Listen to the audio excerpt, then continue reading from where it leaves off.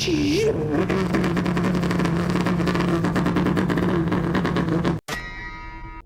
I didn't know that CPM2 had so much going on with the physics since they changed it up in the recent updates, and you guys have been telling me about it.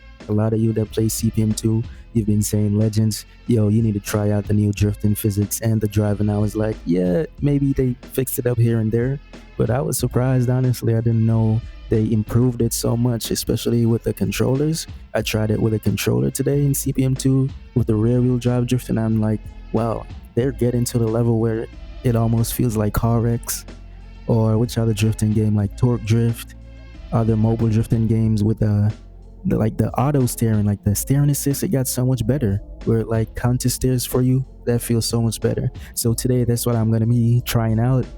Shout out to my boy Mr. Nobody who put me on with the beginner setups. He was like, yeah, you can try this first, simple setups, because it's much easier to drift now even with stock cars. So that's exactly what we're gonna be getting into today. But before all that, I gotta give a quick shout out to these awesome subscribers and viewers. I really appreciate the support, so thanks for coming and stopping by. And you know, if you want to be in a future video, you just comment shout out down below. You can leave a like and subscribe if you're new and you want to stick around with our community that we got going on. It will be really nice. And yeah, I'll try to pick you out. If you're an early viewer, you know, turn your notifications on so I can see you early and pick you out for a shout out. And with all of that said, let's get straight to it. Alright, so we're back in the garage on PC with the controller, and this is the car that I decided to use for the first time that I was drifting with a controller.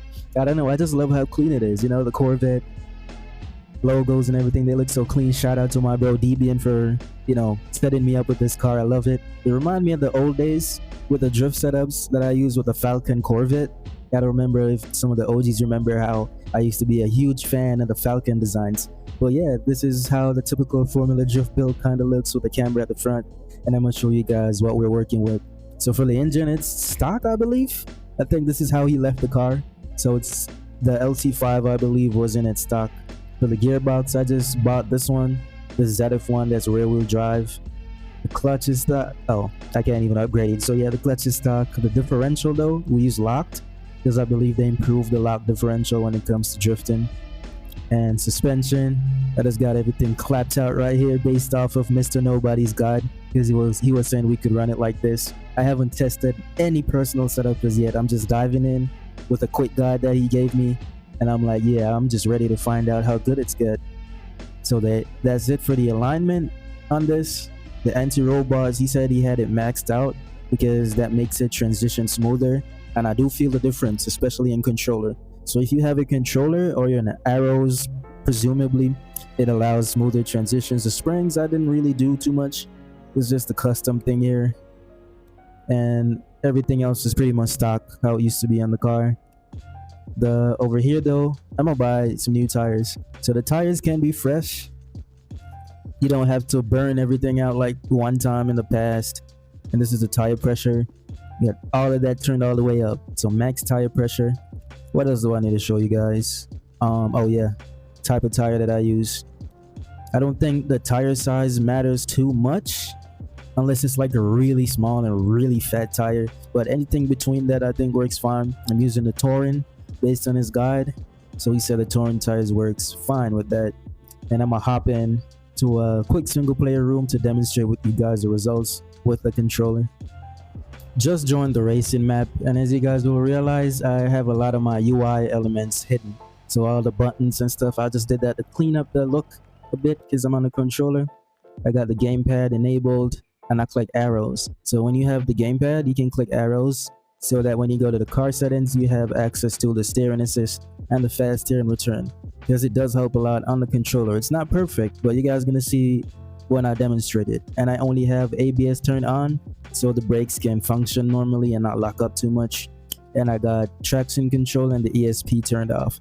So that's that for controls and the car.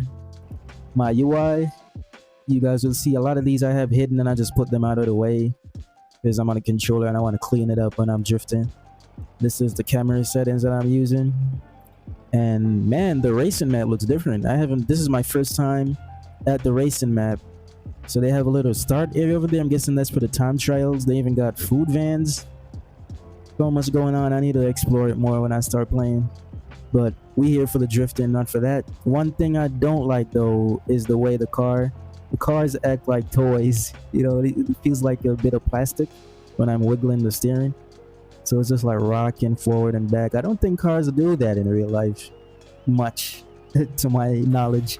The car feels like a little toy car, you know? But they'll fix it, I guess, in the future. Let's get to drifting though.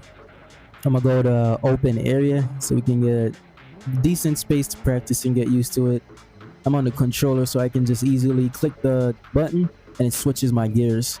So now I can just go up and down easily. I think I used gear 3 in this. But once you got it down, look at that, look how smooth that is. Ooh, once you get used to it, you warm up a bit, it feels awesome. Look at that, it's holding the angle and everything. We could not do this before. Look at that transition, how smooth it is. Yeah, I'm glad I started playing again. Definitely a huge improvement compared to what we had before.